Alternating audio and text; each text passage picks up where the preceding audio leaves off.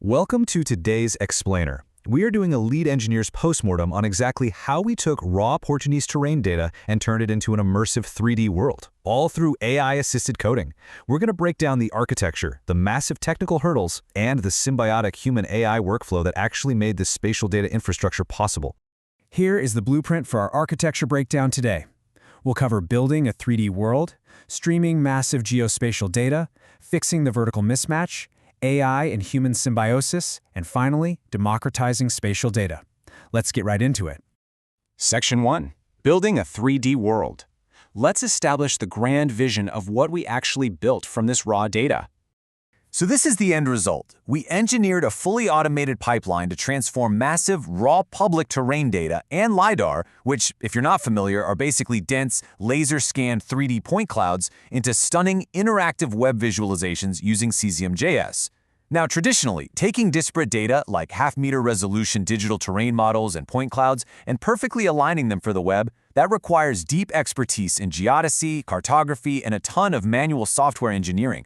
Our goal here was to build a single command pipeline that does all of this completely autonomously. Moving to Section 2, streaming massive geospatial data, or as I like to think of it, sipping through a straw. Let's look under the hood at this David versus Goliath data problem. Because when you're dealing with national-scale LiDAR, memory management is literally everything. We designed a modular 5-stage journey. It starts by taking a raw GPS track and using a blazing fast local database called DuckDB to calculate a smooth camera path. From there, the system automatically authenticates and downloads the missing regional data, builds the terrain, processes the 3D laser points, and then finally wraps it all up into a self-contained web viewer.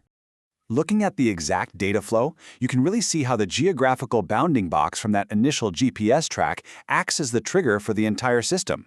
It fetches only the required spatial data to a shared cache, processes it, and then funnels it straight down into the Cesium.js web viewer. And here's the secret sauce. Instead of trying to swallow the ocean and load everything into RAM, our stream processing architecture sips through a straw. Every stage operates in chunks. Raster tiles are read and reprojected one at a time. The compressed 3D point cloud files are corrected individually. The entire camera pipeline operates through batched database inserts. This means that even if we process a bounding box covering hundreds of high-resolution tiles, our memory footprint remains absolutely flat and infinitely scalable. Section 3. Fixing the vertical mismatch. In regular software, we deal with standard bugs, but in geospatial engineering, we deal with planetary scale mismatches. To really understand this bug, we have to talk about geoid undulation. Think of it like measuring your height. Are you measuring it from a bumpy, uneven floor, which represents the Earth's true gravitational shape, the geoid, or are you measuring it from a perfectly smooth, mathematical sphere, known as an ellipsoid? Well, here was our core issue. The Portuguese source data is distributed in orthometric heights, the bumpy floor model, based on the local Cascais datum. But our 3D web engine, Cesium.js, mathematically expects ellipsoidal heights, the smooth sphere model known as WGS84. We had to dynamically translate between these two completely different definitions of the word up. And that brings us to this crucial number, a 54-meter gap. Across central Portugal, the bumpy floor sits roughly 54 meters below the smooth sphere. If we didn't correct this spatially varying mismatch on a per-tile basis, our pipeline catastrophically failed. The terrain rendered 54 meters too low, the LiDAR point clouds were floating 54 meters too high, and our camera was literally flying underground. Fixing this required us to inject a dynamic coordinate transformer right into the middle of our streaming pipeline. Let's move to Section 4, AI and human symbiosis. This is honestly the coolest part. How an active partnership with AI made building this complex pipeline possible in record time. We definitely didn't write this from scratch manually. By leveraging a multi-model approach in the OpenCode platform, the AI acted like a relentless junior developer, churning out roughly 3,500 lines of Python and SQL at machine speed. What's super fascinating from a systems architecture view is how we routed those tasks. We used local Alma models on a laptop to handle simple code-based exploration and formatting at zero API cost. Meanwhile, the heavy geodetic reasoning, like figuring out those coordinate reprojections, was routed out to more powerful cloud models like Claude and Gemini. But you know, the AI wasn't just coding in the dark. It was half of a partnership.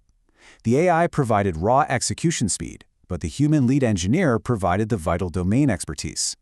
For instance, to make the drone camera fly smoothly, The human engineer knew that choosing a specific Akima spline over a standard Kalman filter would create a much better, lag-free, cinematic feel. The human provided the signal processing intuition. The AI instantly translated that into optimized code. And to keep the AI on track, we utilized something absolutely groundbreaking, the QGIS Model Context Protocol, or MCP bridge. When you're debugging spatial data, reading a text terminal error is completely useless. So we set up a protocol where the AI could stream its intermediate data arrays directly into QGIS, a professional visual mapping tool. This allowed for real-time visual inspection. That massive 54-meter geoid offset we just talked about, we identified it visually in QGIS, told the AI exactly what we saw, and we closed the debugging loop in a single conversation turn. A real game changer. This dynamic truly represents the future of software engineering. It wasn't about replacing the engineer. It was an incredibly tight, symbiotic loop of human intuition and machine execution.